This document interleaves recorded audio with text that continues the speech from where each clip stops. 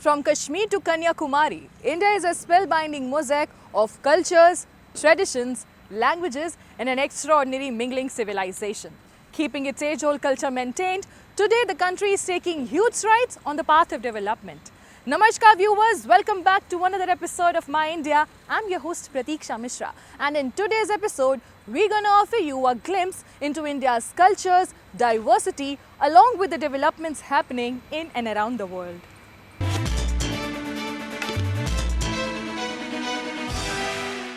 India's true magic lies beyond geography. It's the vibrant tapestry of diverse cuisines and emotional connections through street food. Recently, our National Street Food Festival in Delhi celebrated this very essence, uniting thousands with local vendors and their delicious offerings. The event was an effort to support the indigenous vendors and to aware the world of its rich delicacies. Have a look. India is incredible, not just because the land is surrounded by water on three sides and uplifted on one side with hilly mountains, but because of its vibrant traditions and a wide variety of delicacies. From east to west and north to south, the country is blessed with mouth-watering cuisines representing the region's cultural beauties. However, one could not explore the vividness of the region without delving into the rich tapestry of flavors, textures, and cultural experiences that one gets through street foods. Street food in India is more than just a quick bite. It's an emotion. It's a way to rejoice in their happiness.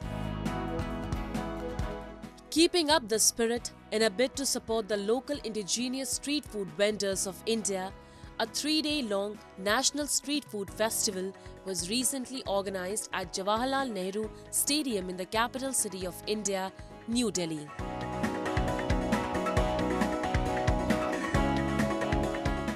The event witnessed over thousands of people participating in the National Street Food Festival and appreciating the food served by practicing street food vendors. When you say street food, only one name comes to mind: India. India is the first, but Turkey has unique street food also besides India. That's why we think that we can have a cultural bridge through food between Turkey and India, and that's our mission. The 3-day festival was filled with flavors, entertainment, and a lot of memories for the people. From Nepali sale roti to Turkish pizza, everything has been the pull factor in the festival. The food festival invited street food vendors from across 28 states and union territories of India to participate in the event by setting up more than 120 stalls. A food vendor from the tribal community of Andhra Pradesh expressed how much love she received during the festival for their flavorful bamboo food dishes. हम लोग आंध्र प्रदेश से अर्क valley Andhra Ooty बोलते हैं उसको, आदिवासी लोग ज़्यादा इसको खाते हैं वहाँ पे। वहाँ से हम लोग यहाँ पे आए थे। इसको bamboo biryani, bamboo chicken, bamboo fish, red chilli kebab हम लोग स्टॉल पे लगा हुआ है यहाँ पे। ये आदिवासी लोग पुराना ज़माने में इनको बैम्बो में रख के पकाते थे उसको। During the festival, people buying food coupons came to the stalls to enjoy the authentic flavors of the states. From Shahi Kebab, Bihar's Litti Chokha, Andhra's bamboo rice and boiled bhutta to Varanasi's world-famous chaat and pista kulfi, the festival had something for everyone. Furthermore, the event followed a series of cultural programs, panel discussions and speeches by influencers who presented their views about street foods. यहाँ पर मैं नोएडा से आया हूँ और मैंने बहुत सारी चीज़ें खाई, लेकिन सबसे बढ़िया चीज़ें मुझे यहाँ पे लगी दो, एक दौलत की चाट और दूसरा बैम्बू चिकन। वो बहुत यूनिक था और मैंने कभी उसे दिल्ली में कभी देखा नहीं था।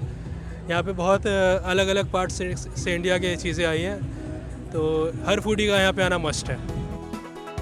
Apart from Indian states, the 13th National Street Food Festival also had participants from countries such as Afghanistan and Nepal. The food festival was an effort of the National Association of the Street Vendors of India to bring together the promoters of local and traditional food.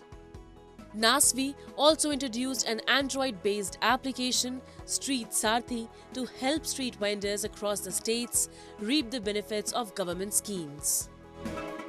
So we feel that all cities should be inclusive and the street vendors should have a right to sell their goods and services with dignity. This street food should not be corporatized, it should remain with the street food vendors because it is also they also promote the local culture and they also promote their livelihood through this street food.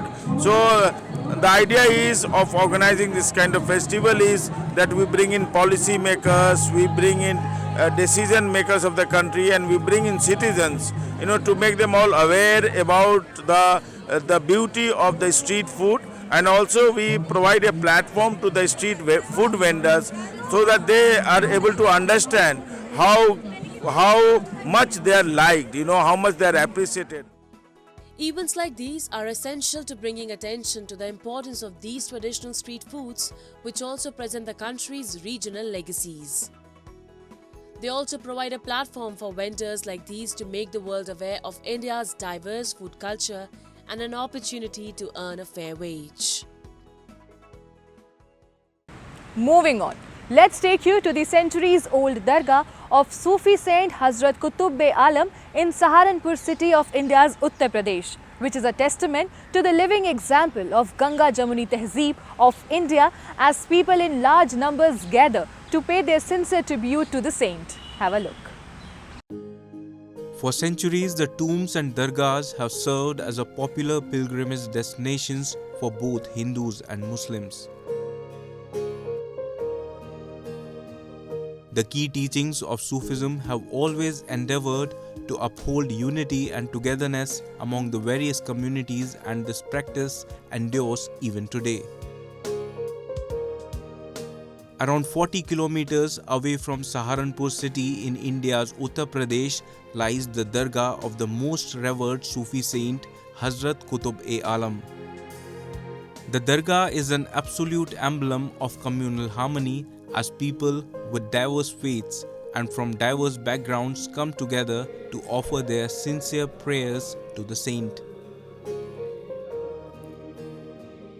The Dargah of Baba Hazrat Qutb-e-Alam is said to be around 500 years old and was once the cottage of Hindu saint Haridas, who happened to be the greatest Indian poet and classical musician of his time. जो ख्वाहिशात भी होती हैं वो भी हमारी यहाँ आके पूरी हो जाती हैं। हमें कभी ये नहीं कभी किसी ने महसूस नहीं कराने दिया कि हम लोग हिंदू हैं या सिख हैं तो मुस्लिम आस्थाने में क्यों हैं, और कम से कम 22 साल से यहाँ के गुस्ल की सेवा मेरे पास है। The 5-century-old Dargah has an elegant dome-shaped structure with spacious courtyards that are more than often overwhelmed with people who come to seek spiritual guidance and solace. People often come to the shrine seeking solace, escaping the hustle and bustle of daily life to establish a connection with their inner selves. Moreover, the Dargah of the Sufi saint feeds thousands without discrimination by regularly holding free meal services or langars for the devotees. आपने हिंदी में भी शायरी की, बहुत बड़े शायर कहलाए। अलकदास आपका नाम था हिंदी शायरी में। बड़े बड़े छंद, दोहे, चौपाइयाँ बहुत आपकी लिखी हुई। अलकदास आपका तखल्लुस था। और ये जो आज जगह है, ये भी बाबा हरिदास यहाँ रहा करते थे। जब से ये हिंदू मुस्लिम प्रेम चल रहा है, जब बाबा हरिदास की ये कुटिया हुआ करती थी। People from all walks of life visit the shrine to pay their respects by bowing their heads, offering flowers, laying chadars at the grave of the holy saint and praying for their own well-being. हम यहाँ 20-25 साल से आ रहे हैं। ये हमारे husband जी हैं, इनको यहीं से गुरु गद्दी मिली है। दुनिया की कामना पूरी होती है। हर बिरादरी का इंसान, सिख, हिंदू, हर किस्म के इंसान आते हैं, सबकी मनोकामना पूर्ण होती है। यहाँ बहुत सुकून मिलता है, बहुत अच्छा लगता है। For centuries, Sufi architecture has always served as a symbol of communal harmony, nurturing an enduring connection among diverse communities and promoting a sense of brotherhood in society. And now, some of the stories that made news recently.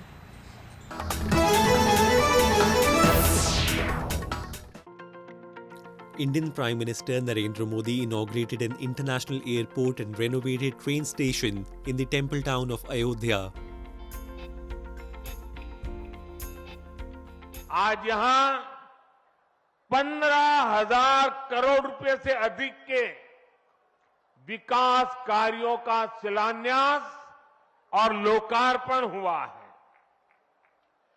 Infrastructure से जुड़े ये काम आधुनिक अयोध्या को देश के नक्शे पर फिर से गौरव के साथ स्थापित करेंगे। The newly inaugurated Maharishi Valmiki International Airport is named after Maharishi Valmiki, celebrated Indian poet and author of the Hindu epic text Ramayana, which chronicles the tale of the Hindu god Lord Ram, whose temple is being erected. Less than a month before the grand Hindu temple opens, India's northern town is buzzing with activity as finishing touches are put on a project seen as the centerpiece of Modi's re-election campaign. Once a sleepy temple town in the most populous state of Uttar Pradesh, Ayodhya has received a new airport and roads in a $6 billion facelift as Modi prepares to inaugurate the temple to Lord Ram, one of Hinduism's most revered deities. On January 22, Modi will pray for the first time before an idol of Lord Ram at the project, which cost more than 20 billion rupees and where more than 4,500 workers are laboring round the clock to complete the ground floor.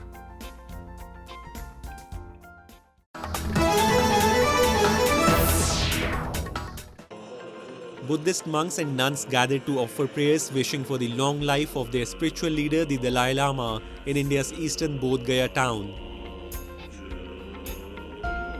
आज परम पावन जी के लिए दीर्घायु की प्रार्थना की गई। बहुत परंपरा में ऐसा होता है कि जब गुरु प्रवचन देते हैं, शिष्यों को शिक्षा देते हैं, तो उसके बाद शिष्यों की परंपरा है कि दीर्घायु के लिए गुरु जी के लिए प्रार्थनाएं करें, उनको उपहार भेंट करें। The prayers were offered on the first day of the new year after the Dalai Lama concluded a 3-day teaching session. The Dalai Lama, who fled from Lhasa for asylum in India in 1959, has worked for decades to draw global support for linguistic and cultural autonomy in his remote, mountainous homeland situated between India and China.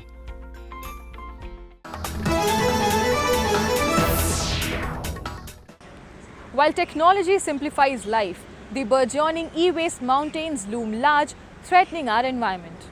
However, both the government and non-government organizations have risen to the challenge, taking crucial steps to address this pressing issue. Let's delve into the journey of organizations that are continuously working to combat this global challenge. Take a look. Be it computers used in offices or mobiles used by common people or the electronic devices used daily in households, in this era of modernization, these gadgets are making people's lives easier, but at the same time, the massive amount of e-waste that is being generated across the country is posing a serious threat to the environment. However, a number of important actions have been taken by both government and non-government organizations to address the problem. For instance, Recycle Karo is a company based in India's Maharashtra that has been engaged in recycling of e-waste for over 10 years. The company manufactures metals which are rarely found in India like cobalt, sulfate, lithium, etc.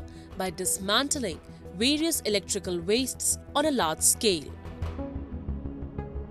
The company is not only solving e-waste but is also manufacturing metals which are mostly imported from foreign countries. हमने lithium बनाना शुरू किया, उसके पहले तक 100% lithium import होता था India में, China से या जापान से या कोरिया से इंपोर्ट होता था। अभी हम यहाँ पे खुद लोकली लिथियम बना रहे हैं, कोबाल्ट बना रहे हैं हम यहाँ पे। अभी हम टेंटेलम पेंटॉक्साइड बनाने का हमारा वी आर वेरी क्लोज, और हम उसका प्रोडक्शन शुरू करेंगे। तो पॉइंट है कि ये सारे मेटल्स हम इंडिया में बना सक रहे हैं और वेस्ट से बना सक रहे हैं, तो ये हमारी बहुत बड़ी अचीवमेंट है। Like Recycle Karo, another company named Atro, based in Roorkee, Uttarakhand, also manufactures metals from e-waste. This company extracts various metals like gold, silver, aluminium and copper from e-waste like discarded laptops, mobiles, televisions and refrigerators. कि जो ई waste recycle होता है उससे copper निकलता है, aluminium निकलता है, steel निकलता है, टिन निकलता है, आपका सिल्वर निकलता है, गोल्ड निकलता है। प्लीज़ कीप इन माइंड कि इन सारे पदार्थों और धातु में इंडिया नेट इंपोर्टर है। इंडिया नेट इंपोर्टर कॉपर में है, इंडिया में नेट इंपोर्टर टिन में है, नेट इंपोर्टर ऑब्वियसली गोल्ड और सिल्वर में है। सो ई वेस्ट रिसाइकलिंग से वो नेट इंपोर्ट भी कम हो रहा है। It is obvious that recycling of e-waste can also contribute to the country's economy. According to Global E-Waste Monitor 2020, India is world's third biggest e-waste producer, and the Indian government is taking steps to make e-waste management better and making people get aware of this. The e-waste management rules in India were enacted in 2016 and 2017. After this, changes were made in it, for which manufacturers were asked to use such technology so that the final product can be recycled. Apart from this, the components used in electrical and electronics products should be made in such a way that less e-waste is generated. Under the new policy of e-waste management, a provision has been made to give incentives to consumer durable and electronic manufacturing companies to recycle e-waste. At the same time, the government is also running awareness campaign to improve e-waste. E-waste is an issue related to global warming, and India is contributing greatly to it. Recently, India participated in the climate change conference COP28 held in Dubai and shared its views on the international platform. हमने मिलकर green development pact पर सहमति बनाई। हमने lifestyle for sustainable development के सिद्धांत तय किए। हमने वैश्विक स्तर पर रिन्यूएबल एनर्जी को 3 गुना करने की प्रतिबद्धता जताई। Due to rapid urbanization, digitalization and continuous increase in population in India, e-waste is also increasing. Government and non-government organizations are trying to solve this problem. And now, some of the stories from the recent developments and happenings from around the world in our section of World in Focus.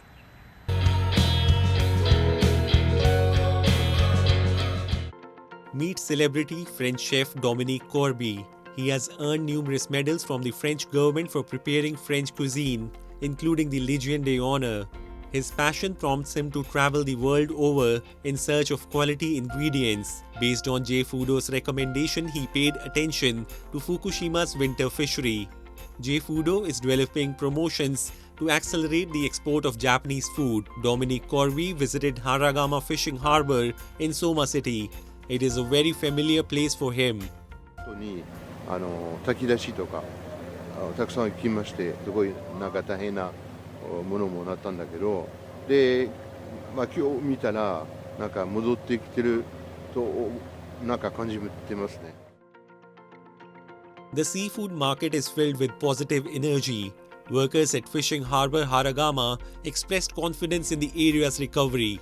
Chef Corby selects quality ingredients for his French cuisine. The best fish to eat in the winter is flounder. Fishermen's self-restriction protects it. After his return to Tokyo, Chef Corby managed to capture the essence of Fukushima's cuisine and prepare his own dish. Now Corby adds new flavors to his stock of French cuisine after his fishing trip to Fukushima.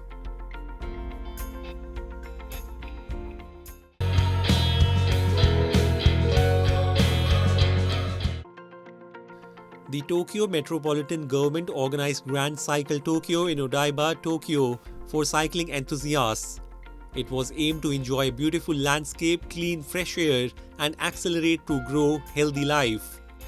Tokyo Governor Yuriko Koike announced the event start and outlined its goal. グランドサイクル東京レインボーライド、これからスタートいたします。とにかくまっすぐ一心不乱に前を向かれるかもしれませんけれども、どうぞ心にも余裕を持ちながら今日一日楽しんでいただきたいと思います。 Tokyo Metropolitan encourages bicycling in a safe and healthful manner.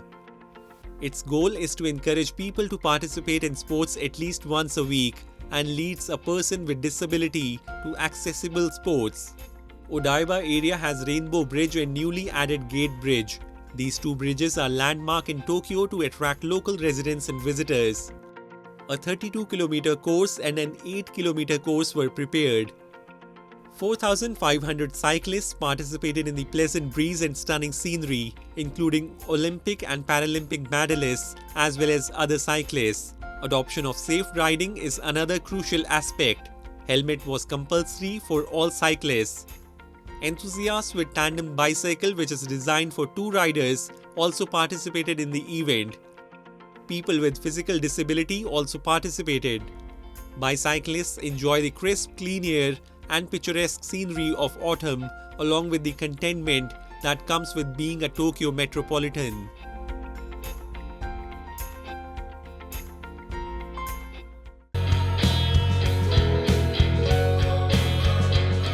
With the winter setting in early this year in Kashmir Valley, the demand for traditionally Kashmiri pheran has increased in the local and international markets. Available in different styles and designs, the Kashmiri pherans are cherished among all ages. The International Pheran Day, celebrated a few days ago in Kashmir too, has added to the rising demand for this Kashmiri traditional attire, garnering these days. Take a look.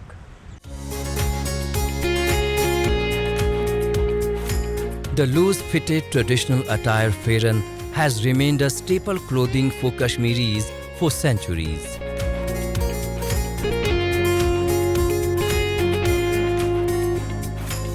Kashmiris believe the warmth, comfort and the unique aesthetic appeal pheran offers is incomparable to any other clothing during winter. In recent years, the Kashmiri pheran has garnered a huge demand across the country and world over.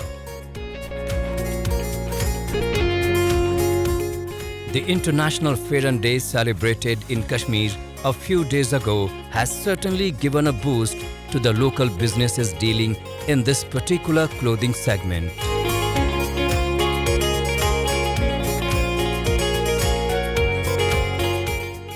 Available in different varieties and designs, the Kashmiri pheran has become a fashion statement these days.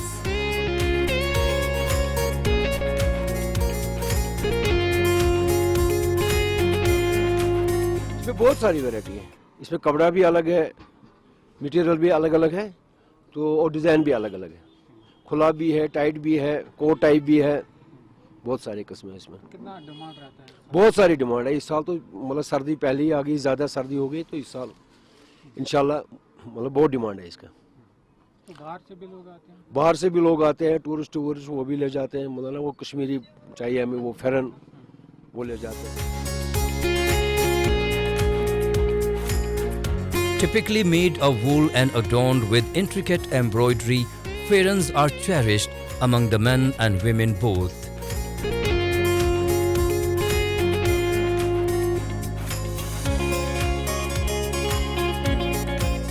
The artisans, once confined to local markets, now find the demand for their handcrafted pherans, rising domestically and on a global platform also.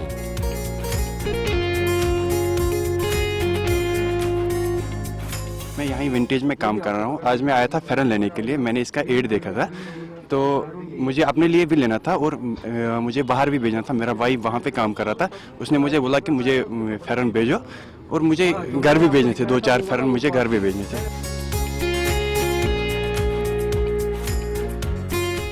Among Kashmiris, it is a thing of pride and adoration. For them, the pheran is time-tested and a unique clothing quintessential to Kashmir region. During a 40-day period of harsh winter, colloquially known as Chilai Kala, pheran becomes the most comfortable and warm attire among Kashmiris.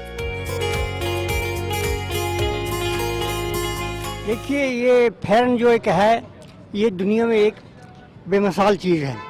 मैं कहता हूँ कि science ने बड़ी तरक्की की और हर लिहाज से किस्म किस्म के कपड़े निकाले, किस्म किस्म के ड्रेस निकले, मगर कश्मीर के ये ऐसा चीज़ है जो हर लिहाज से सबसे बेहतर निकली।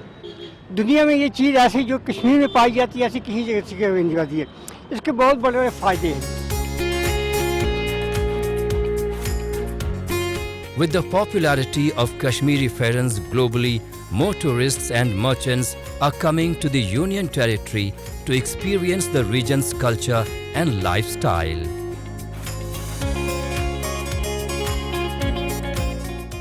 The government too is promoting the winter garment locally and internationally, thereby helping pheran artisans and traders grow their businesses.